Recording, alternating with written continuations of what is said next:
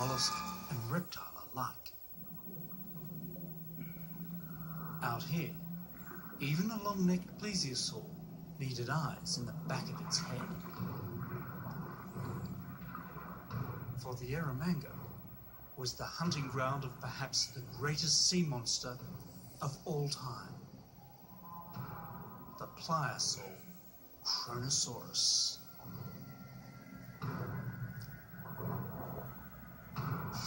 So here we have just the skull of Kronosaurus queenslandicus, the largest marine predator of all time. We start at its snout, we go past these amazing teeth, these bone-crushing teeth, back to the back of the skull. Here is where the actual eyes would have been, and right where I'm standing, 2 meters away, is the back of the skull. This toothy monster was a meat-eating machine, and we can even see what its last meal was. Right here is a rib cage of Kronosaurus, and inside its stomach we can see the vertebrae of its meal. This is a long-necked plesiosaur, and it even preserves the stomach stones from this animal. On top of that, we have turtle. So this animal was eating long-necked plesiosaurs and turtles.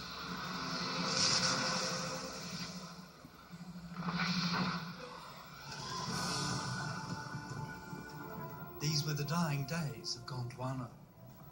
Africa had long ago slipped off to the west. Now India was gone too. Even at the bottom of the world, the strain between Australia and Antarctica was beginning to show.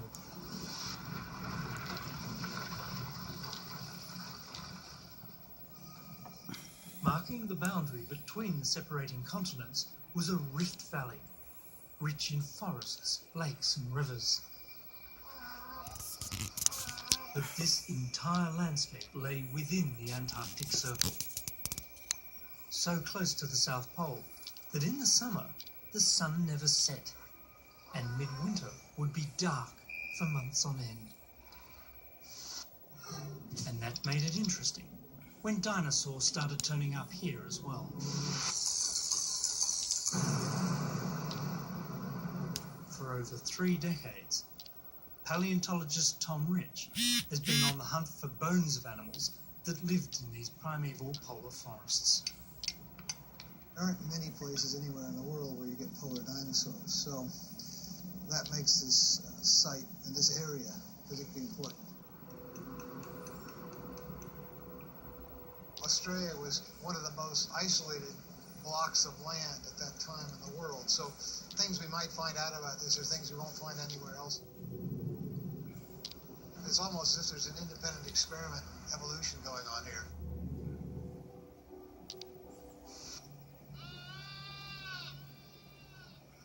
Some of these experiments were small ornithopod species like these. Outwardly conventional, these were rare dinosaurs, thought to be permanent polar residents.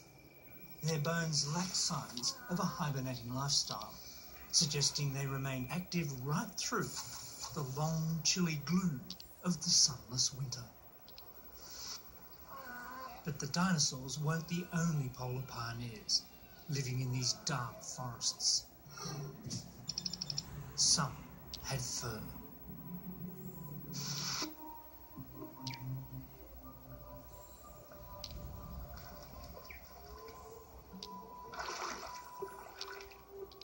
While reptiles may have ruled the world from the poles to the tropics, it's easy to forget they didn't have the planet all to themselves.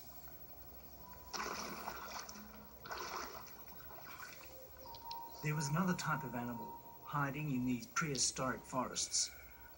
They're still here, and there's one just over there. The ancestors of the platypus have been poking their mammalian noses into the billabongs and waterways of Australia for at least 120 million years.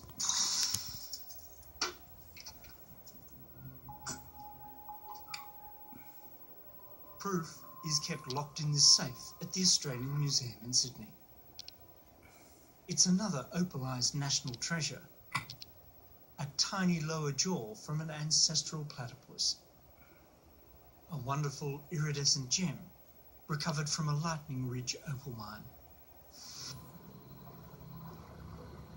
Warm-blooded, furry, and for the most part small, the mammals we know existed at the time could hide and hunt in the shadows of the giants. They were born survivors. It went with the territory. Like all empires, the reign of the dinosaurs was coming to an end. And they might have seen it coming if they looked to the sky.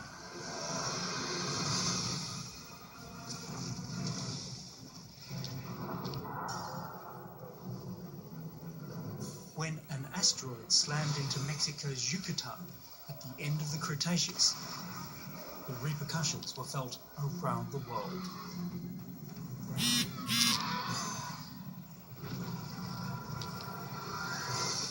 Though Gondwana and Australia escaped a direct hit, within an hour of impact, bits of pulverised Mexican seafloor flung into space began raining back down all over the planet.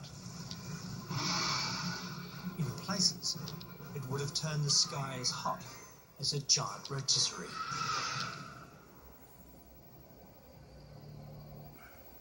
No good record of this bad day on planet Earth has been found yet in the rocks of Australia.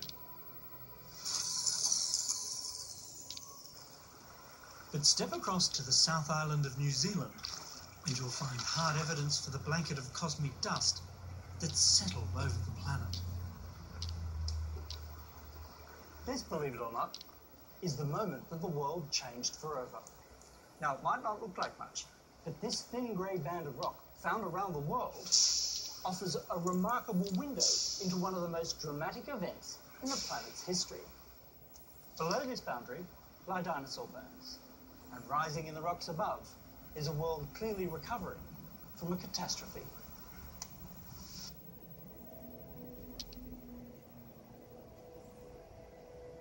The days were numbered for any Australian dinosaurs that clung on after the initial impact. A tremendous darkness, it's thought, in the form of soot, dust and smoke, settled over much of the world in the immediate aftermath, lasting months, years or even decades.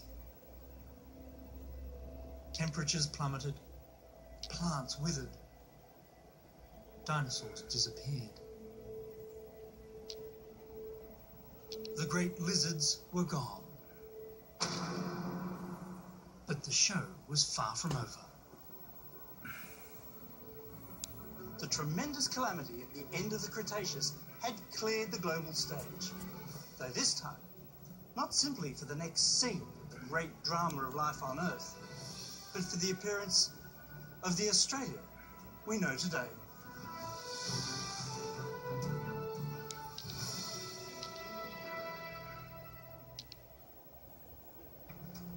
The adventure continues on Nova's website, where you can watch Monsters and other episodes of Australia's first 4 billion years. Also, encounter Australia's vanished beasts, from marsupial lions to giant crocodilians. See video extras, hear from experts, and explore interactives. Find us at pbs.org/Nova. Follow us on Facebook and Twitter. On the next episode of Australia's first 4 billion years, an adventure way down under Blimey, this is tight. reveals the key to the kangaroo's story and the giant evolutionary leap that led to a continent of strange creatures. Huge wombats, huge kangaroos, and giant koalas. Now, this little guy is a truly famous Australian. The story of Australia is written not only in the rocks, but on them as well. Next time on Australia's first 4 billion years, on Nova. Major fund